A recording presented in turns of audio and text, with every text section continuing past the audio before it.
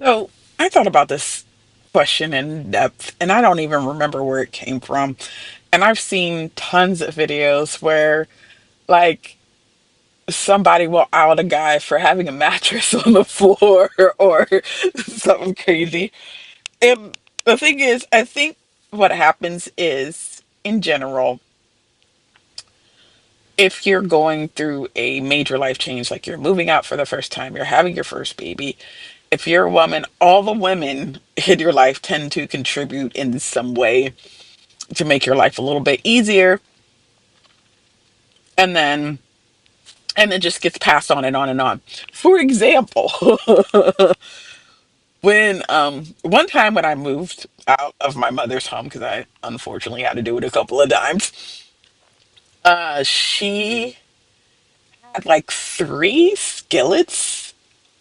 Three, no, she had more than that. She had more than that. But two of the skillets she gave me um had been my grandmother's, so things kept getting passed down and passed around, and that's kind of how and I'm so grateful for that because I love iron skillets.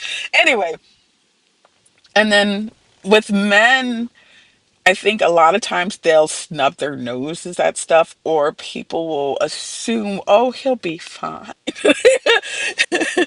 And so they just arrive with their electronics. Because, like, in my three most important relationships, one being the current, I always had more than they did. No matter how poor I was, I had more. Like, I would have a dinette set or a couch or whatever. And a lot of times they didn't. Or, like, my one ex, he had, well, we did bring his couch. And at some point he did end up getting rid of it because it wasn't going to fit in my new apartment that he followed me to. Anyway, that's a long story. That's a story for another day, if ever.